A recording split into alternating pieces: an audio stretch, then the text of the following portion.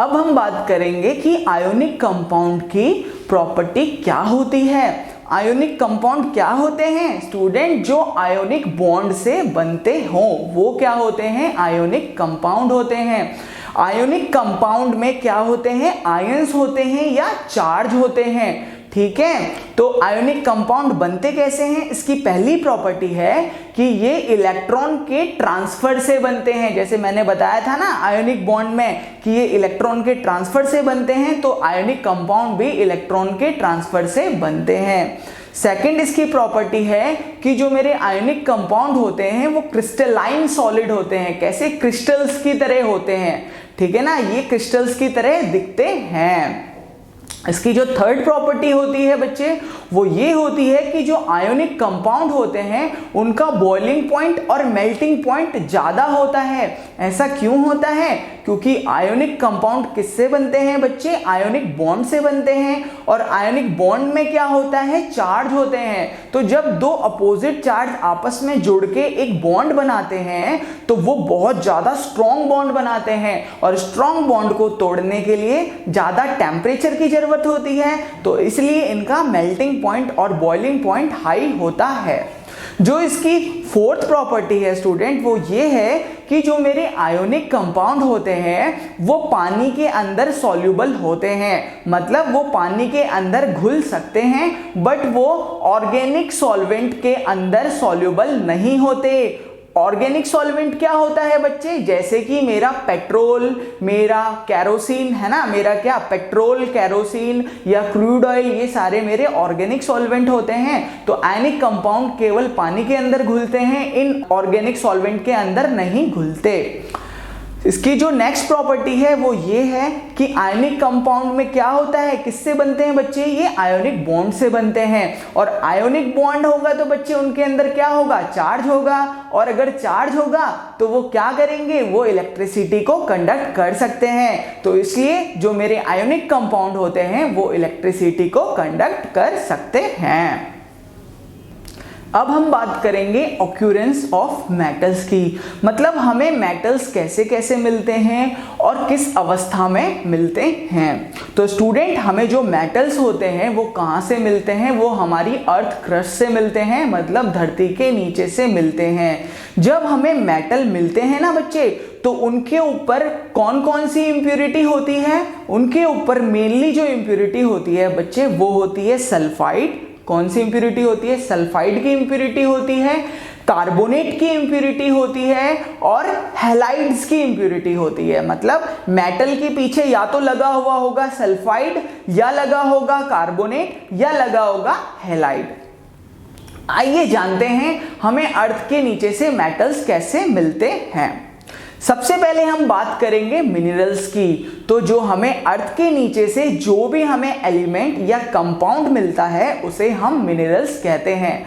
मतलब हमने धरती खोदी, उसके नीचे से हमें जो कुछ भी मिला वो हमारा मिनरल होगा। आइए अब हम बात करते हैं ओर की। क्या? ओर की। ओर क्या होते हैं? ऐसे मिनरल जिसमें से हम मेटल निकाल पाए प्रॉफिटेबली, है ना। ऐसे मिनरल जिसमें से हम मेटल प्रॉफिटेबली निकाल पाए उनको हम ओर कहते हैं। अच्छा, समझ में नहीं आया तो एक एग्जांपल से समझाता हूं। क्या स्टूडेंट, मान लो मैंने एक अर्थ के नीचे से एक मेरे को बहुत बड़ा क्या मिला? एक बहुत बड़ा स्टोन टाइप का मिला, है ना, बहुत बड़ा ऑब्जेक्ट मिला। मेरे को लगा इसके अंदर तो आयरन होगा, बहुत सारा आयरन होगा। मैंने जब उसे तोड़ा तो पता चला मेरे को क्या हुआ बच्चे? मेरे को आयरन केवल 5 ग्राम भी नहीं मिला। ठीक है, तो क्या वो हमारा प्रॉफिटेबल हुआ? क्या उससे हमें कोई फायदा होगा? नहीं। ठीक है, तो ऐसे मिनरल जिनसे हमें क्या हो? मेटल मिले विद प्रॉफिट, है ना, हमें उससे प्रॉफिट भी हो। ठीक है ना, तो ऐसे मिनरल्स को हम कहते हैं ओर्स। मतलब अगर मेरे को एक ऐसा ऑब्जेक्ट मिले, ठीक है ना, और उसके अंदर से मेरे को क्या मिले स्टूडेंट? बहुत सारा मेटल मिले, तो वो मेरे को क्या हो गया? प्रॉफिटेबली मिल रहा है, तो इसलिए हम उसे क्या कहेंगे? ओर कहेंगे। नेक्स्ट होती है स्टूडेंट गैंग। गैंग क्या होती है स्टूडेंट? जब हम अर्थ के नीचे से मेटल्स निकालते हैं ना तो तुमने देखा होगा उसके ऊपर क्या लग जाती है? उसके ऊपर रेत लग जाती है, ग्रेवल्स लग जाते हैं, सैंड लग जाती है, मिट्टी लगी होती है। तो ये सारी इम्प्यूरिटी क्या होती है? इन सारी इम्प्यूरिटी को कहते हैं गैंग। अब हम जानेंगे कि मेटल्स को उनके ओर से कैसे एक्सट्रैक्ट किया जाता है। एक्सट्रैक्ट का मतलब उन्हें कैसे निकाला जाता है। तो स्टूडेंट इसके 3 मेथड हैं। पहला होता है concentration of ore. Concentration of ore का मतलब क्या होता है स्टूडेंट? जब हम क्या करते हैं, मेटल को धरती के नीचे से निकालते हैं, अर्थ क्रस्ट से निकालते हैं, तो उसके अंदर सॉइल लगी होती है, मिट्टी लगी होती है, सैंड लगे होते हैं, रेत होती है, ग्रेवल होती है, ठीक है, जिसे हम क्या कहते थे? गैंग कहते थे ना। तो हम पहले इन सारी इंप्यूरिटी को हटाते हैं, जिसे हम कहते हैं कंसंट्रेशन ऑफ ओर। जो हमारा सेकंड प्रोसेस होता है वो होता है रिडक्शन ऑफ मेटल, ठीक है, जिसे हम नेक्स्ट अभी पढ़ेंगे नेक्स्ट वाले टॉपिक्स में। और जो हमारा थर्ड होता है वो रिफाइनिंग। उसके बाद हम क्या करते हैं, जो हमारा मेटल्स मिलता है उसका रिफाइनिंग भी करते हैं। वो कैसे कैसे करते हैं ये हम आगे पढ़ेंगे। स्टूडेंट जैसा कि हमें पता है कि जो हमारे अर्थ के नीचे से मेटल निकलते हैं वो इम्प्योर होते हैं। वो मेटल्स हमारे 3 टाइप्स के होते हैं। एक होता है हाई रिएक्टिव मेटल, दूसरे होते हैं मीडियम रिएक्टिव मेटल और तीसरे होते हैं लो रिएक्टिव मेटल। और इनके अंदर इम्प्यूरिटीज भी अलग अलग टाइप की होती है। आइए जानते हैं इनके अंदर कौन कौन से टाइप की इम्प्यूरिटी होती है और इन्हें प्योर कैसे किया जाता है। आइए देखते हैं। सबसे पहले जो मेरे हाई रिएक्टिव मेटल या मेटल ऑफ हाई रिएक्टिविटी जो होते हैं, ठीक है, उसके अंदर क्या होता है स्टूडेंट, उनके अंदर जो इम्प्यूरिटी होती है उसे कैसे निकाली जाती है? इलेक्ट्रोलाइसिस प्रोसेस से। किससे निकाली जाती है? इलेक्ट्रोलाइसिस प्रोसेस से। इलेक्ट्रोलाइसिस का मतलब है इन हाई रिएक्टिव मेटल की जो इम्प्यूरिटी होती है उनके अंदर हम इलेक्ट्रिक करंट पास करते हैं और हमें क्या मिल जाता है? प्योर मेटल मिल जाता है। अब हम बात करेंगे मीडियम रिएक्टिव मेटल में कौन कौन सी इंप्यूरिटी होती है। इसके अंदर एक होती है कार्बोनेट इंप्यूरिटी और दूसरी होती है सल्फाइड इंप्यूरिटी, ठीक है ना। एक होती है कार्बोनेट इंप्यूरिटी, दूसरी होती है सल्फाइड इंप्यूरिटी। जो मेरी कार्बोनेट इंप्यूरिटी होती है इसे निकालने के लिए हमारी जो प्रोसेस यूज होती है वो होती है कैल्सिनेशन। और जो मेरी सल्फाइड इंप्यूरिटी होती है उसे निकालने के लिए जो मेरी प्रोसेस यूज होती है वो होती है रोस्टिंग, ठीक है ना। कैल्सिनेशन और रोस्टिंग में हम करते क्या है बच्चे? कैल्सिनेशन और रोस्टिंग में हम मेटल को उसकी ऑक्साइड फॉर्म में लाते हैं। ऑक्साइड फॉर्म मतलब मेटल के साथ ऑक्सीजन जुड़ा होगा। तो जैसे ही हम कैल्सिनेशन या रोस्टिंग कुछ भी करते हैं तो हमारा मेटल क्या आ जाता है? ऑक्सीजन की फॉर्म में आ जाता है। ऑक्साइड ऑफ मेटल मतलब एग्जांपल अगर मैं बोलूं कि जैसे Mg है ना, Mg के पीछे O, तो ये मेटल ऑक्साइड है ना, तो ऑक्सीजन की फॉर्म में आ जाएगा, ठीक है ना। फिर हम क्या करेंगे? इस मेटल ऑक्साइड को हीट कर देंगे, ठीक है ना।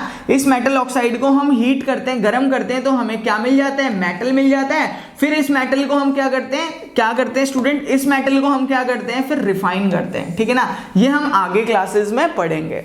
नेक्स्ट होता है हमारे लो रिएक्टिव मेटल। कैसे मेटल? Low reactive metal. तो लो रिएक्टिव मेटल में कौन सी इंप्यूरिटी होती है? लो रिएक्टिव मेटल में सल्फाइड इंप्यूरिटी होती है बच्चे। कौन सी इंप्यूरिटी होती है? सल्फाइड। और सल्फाइड इंप्यूरिटी को निकालने के लिए जो प्रोसेस होती है वो होती है रोस्टिंग प्रोसेस का हम यूज करते हैं। जैसे कि इधर देखो, इधर भी सल्फाइड इंप्यूरिटी थी ना, इसे निकालने के लिए रोस्टिंग का यूज कर रहे थे। ऐसे यहाँ पे भी सल्फाइड इंप्यूरिटी होती है, इधर भी हम क्या करते हैं? रोस्टिंग का यूज करते हैं। और रोस्टिंग से क्या होता है स्टूडेंट? हमें मेटल मिल जाता है। फिर मेटल को प्योर बनाने के लिए हम रिफाइनिंग करते हैं।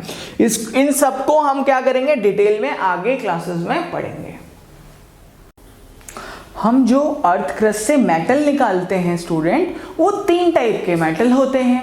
एक होता है लो रिएक्टिव। लो रिएक्टिव का मतलब जिसके अंदर कम पावर हो, जो रिएक्टिविटी सीरीज में सबसे नीचे हो, ठीक है स्टूडेंट, उसे कहते हैं लो रिएक्टिव मेटल। दूसरे होते हैं बच्चे, वो होते हैं मीडियम रिएक्टिव मेटल। कैसे? Medium reactive metal. तो मीडियम रिएक्टिव मेटल कौन से होते हैं? जिनके अंदर थोड़ी बहुत पावर होती है और ये रिएक्टिविटी सीरीज में क्या होते हैं? बीच में होते हैं। और तीसरे होते हैं high reactive metal. High reactive metal क्या होते हैं? इनके अंदर बहुत पावर होती है, ठीक है ना, ये किसी दूसरे की पोजीशन को ले लेते हैं, उसे वहां से भगा सकते हैं। तो जो मेरे हाई रिएक्टिव मेटल्स होते हैं वो रिएक्टिविटी सीरीज में सबसे ऊपर होते हैं। तो जब हम अर्थ से मेटल निकालते हैं वो इन 3 टाइप्स के मेटल्स निकल सकते हैं, या तो वो लो रिएक्टिव होंगे, या वो मीडियम रिएक्टिव होंगे, या वो हाई रिएक्टिव होंगे। अब इन मेटल्स के अंदर लो रिएक्टिव मेटल या मीडियम रिएक्टिव या हाई रिएक्टिव मेटल के अंदर इंप्यूरिटीज भी अलग अलग टाइप की होती है। चलिए जानते हैं इन तीनों में एक एक करके कौन कौन सी इंप्यूरिटी होती है।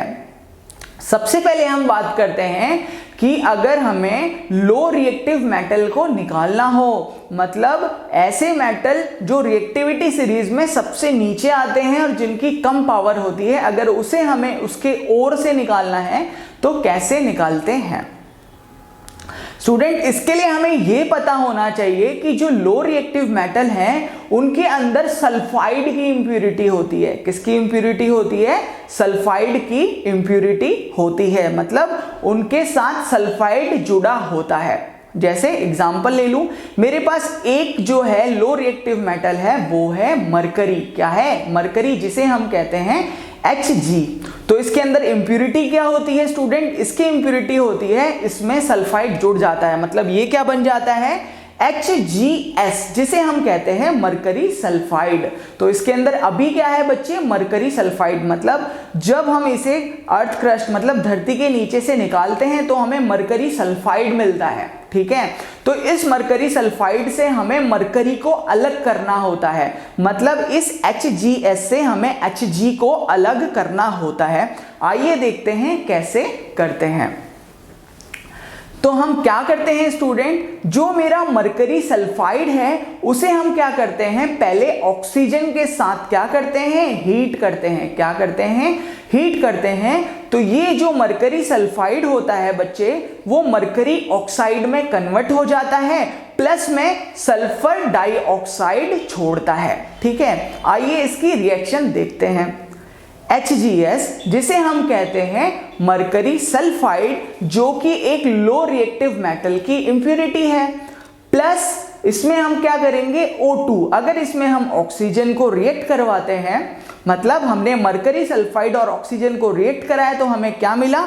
हमें मिला HgO, जिसे हम कहते हैं मरकरी ऑक्साइड, प्लस में SO2, जिसे हम कहते हैं सल्फर डाइऑक्साइड, ठीक है स्टूडेंट। अब हम क्या करते हैं, ये जो हमें मरकरी ऑक्साइड मतलब HgO मिली है उसे हम क्या करते हैं? हीट करते हैं दोबारा से, ठीक है। क्या करते हैं हम, जो हमें HgO मिलती है उसे हम क्या करेंगे? हीट करेंगे दोबारा से।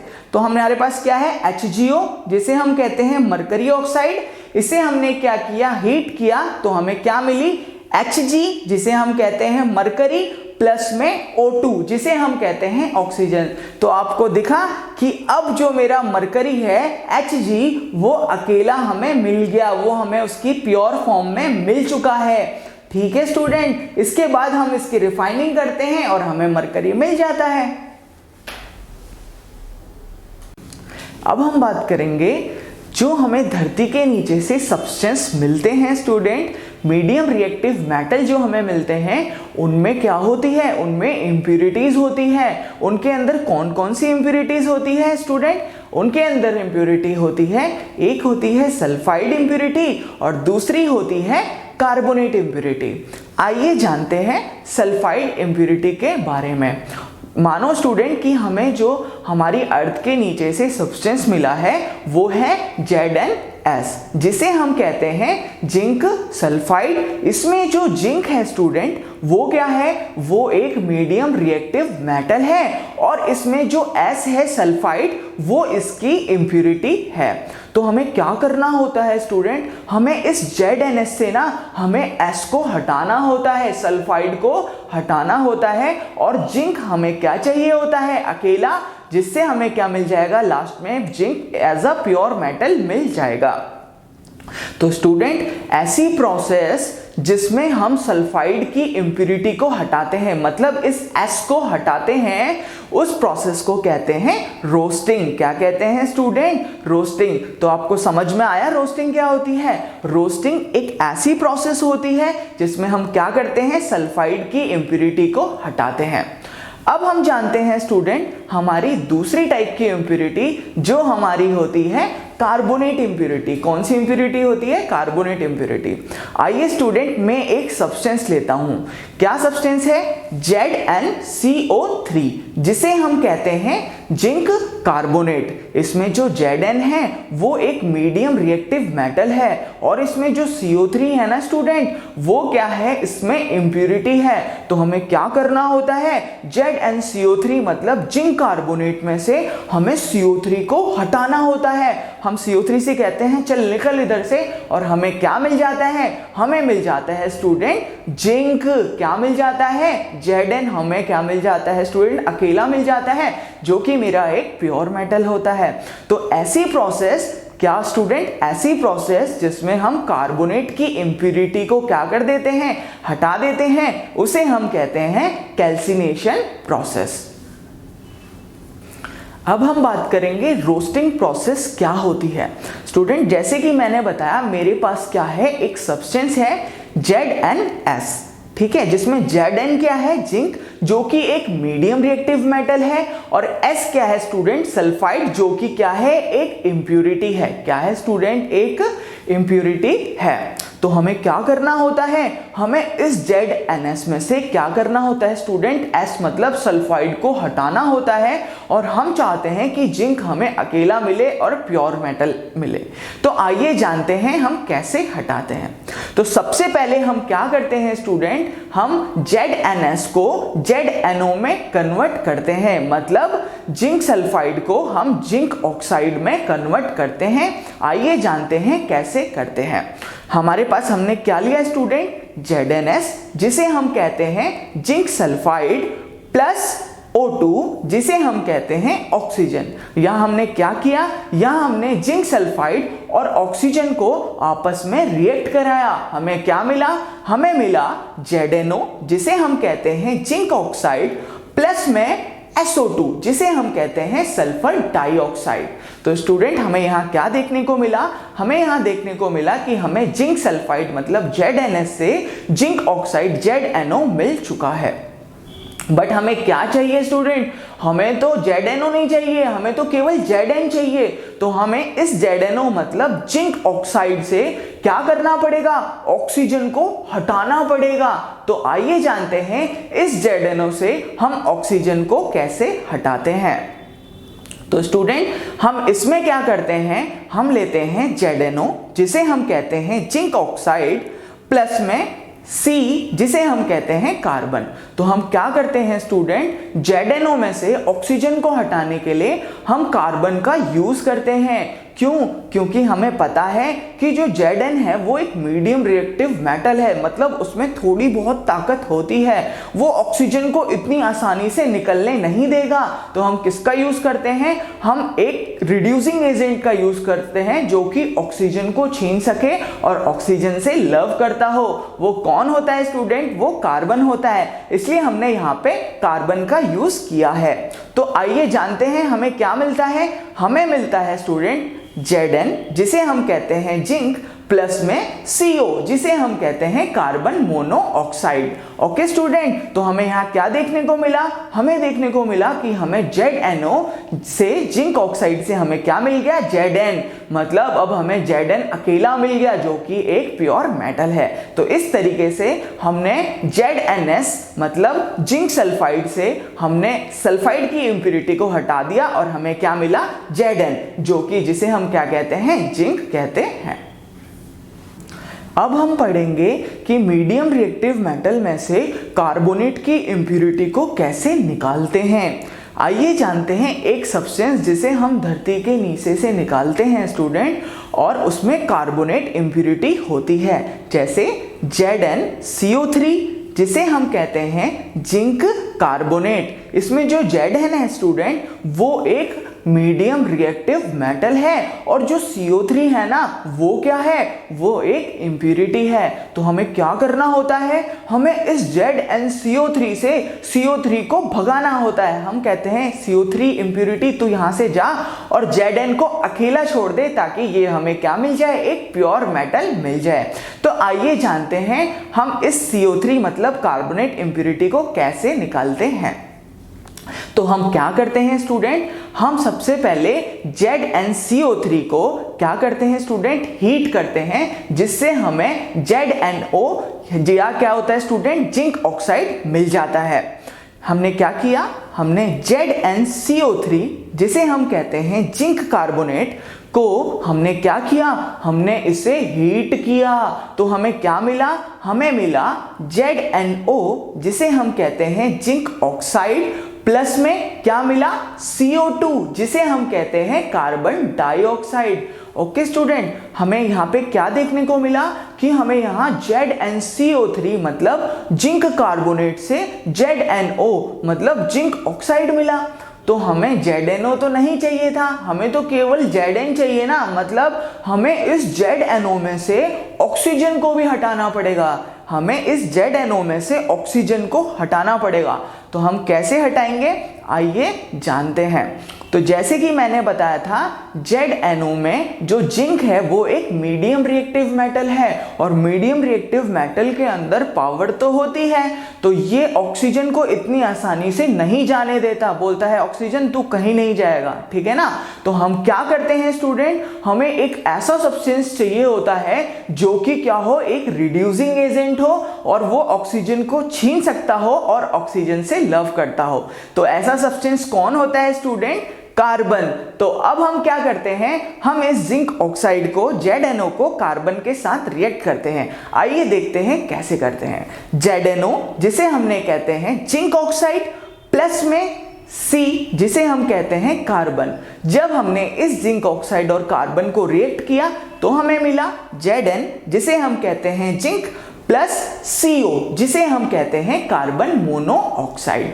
तो हमें क्या मिला स्टूडेंट, हमने देखा कि हमारे पास सबसे पहले क्या था, हमारे पास था ZnCO3, इसमें से हमने कार्बोनेट की इम्प्यूरिटी को हटा दिया और हमें क्या मिला, Zn मिल गया जो कि एक प्योर मेटल है।